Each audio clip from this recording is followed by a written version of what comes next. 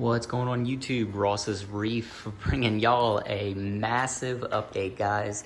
So I decided to upgrade tanks. You can see my 25 Lagoon over here is no longer running. All the corals have been transferred over. I did sell quite a few of my corals and everything. I had somebody come over and offer to buy all of them. I took frags of pretty much everything I wanted to keep and everything, and that's currently what I have in the tank. This tank came out really well. I was able to transfer some of my equipment over. You can see my two hydras I have running here.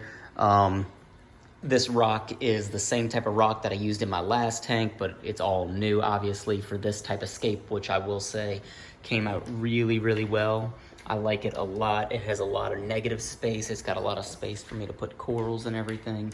A lot of cool arches in it and all. I think this is gonna be a really nice scape to work with. So let me tell y'all a little bit about the tank. This is actually a Waterbox 105.4 frag style tank. It is actually just the tank. I didn't get the stand or the sump that comes with it. The tanks are really nice. I like them a lot. I love where the water line is at. I love how quiet it is. The only issue I had was with the plumbing, because they do use metric, but it wasn't too bad to overcome. I just had to buy a few metric to US conversion parts and had to make a few small cuts to the plumbing that came with it, which can be a little tricky, but I was able to get it done. Let me go ahead and show y'all the underneath, what I decided to go with. So here is the underneath of my cabinet. This is a Trigger 34 Sapphire sump.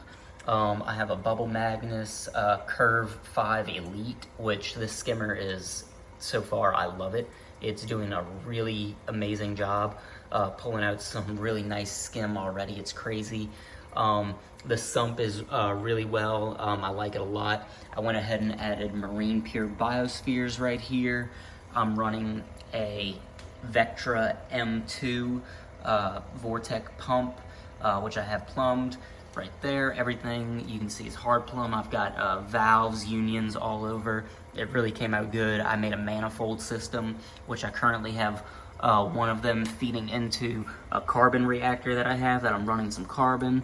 You can see back here, I've got my CO2 media going into my protein skimmer. This manifold right here is actually going to be used for this protein algae scrubber that I made, guys. I actually 3D printed this myself and went ahead and cut the acrylic and then did all the piping and everything like that. So this is actually going to be mounted kind of right here. It's going to be plumbed into it like that, and then the water's going to drain back down that way and everything. Let's see, my dosing containers came out really sweet. There's all the dosing pumps right there. Auto top off is right here. I was able to take that for my 25 Lagoon, same with all my dosing equipment. I've got my Vortec battery backup.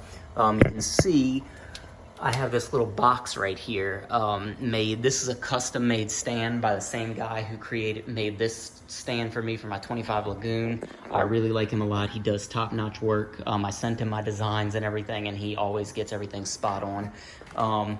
You can see right over here, I have a little control panel that I had installed. I've got my switchboard right there. I've got my two pumps right there. I'll be able to show you all a little bit more, but you know, the tank's in the way. But yeah, that'll be a really nice control panel. I made it to where it's big enough if I ever want to like upgrade to a Neptune system, you know, I can just replace that board, and it's big enough to put an iPad in and everything like that. So I was really happy with how that came out right there.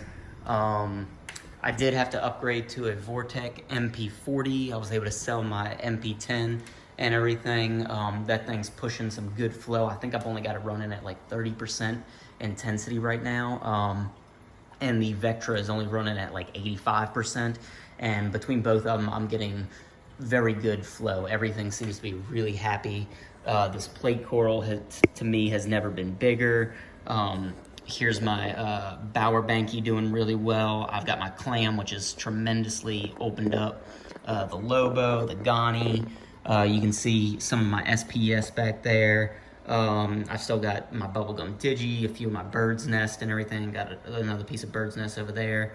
Zoas are doing pretty good. I don't have quite as many Zoas as I started with, and I'm not sure if I'm going to go a whole Zoa route like I did last time. I'm really leaning more towards doing SPS with a few LPS in the sand and maybe towards the bottom and everything like that.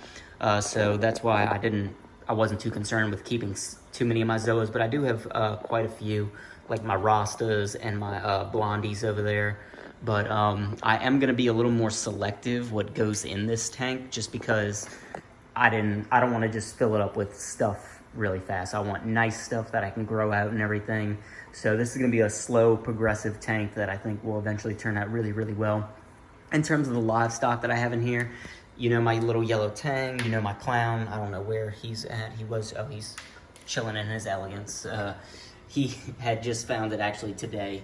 I did get an anemone for my brother-in-law. He had to take down his tank for a little bit, so I have this little anemone in here, which I'm okay with being the size of this tank, how big it is. I'm hoping that it comes off of that little floating rock and maybe like settles right up there. Wouldn't be too bad, or somewhere, but I'm gonna have to let it settle in and I'll work around it and everything like that. But I did get a Royal Brahma from him as well. These guys went through quarantine. Sorry guys, my Roomba's about to kick on. And then I do have a Dragonette. This is also from him. He eats anything. He eats mysis, pellets, whatever I put in the tank he eats, so I'm not worried about him. And then I did go ahead and get another one of these, the red Dragonettes. I got him from a local fish store. He's right down in there, guys. He's really fat and healthy.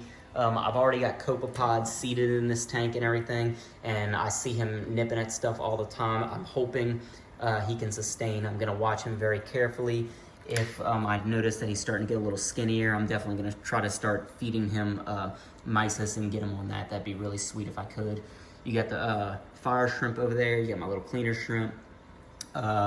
Let's see, my mushrooms are doing good. I've got a few of those plates. I don't know, the Monty plates right there, I don't know if I'm gonna actually use those in this tank, just because in my last tank, they're cool, they look really good, they're kind of, you know, an iconic coral to put in your tank, but I ended up losing lighting just because of how much growth, you know, and how much they just dwarf other corals. So like I said, guys, I'm being more selective. I don't think I'm doing the green star polyp on the back wall this time. I don't think I'm using those corals. I really am thinking it's just gonna be a lot of sticks on the rock with, like I said, a few like maybe scolies or trachees or certain types of LPS in the sand bed.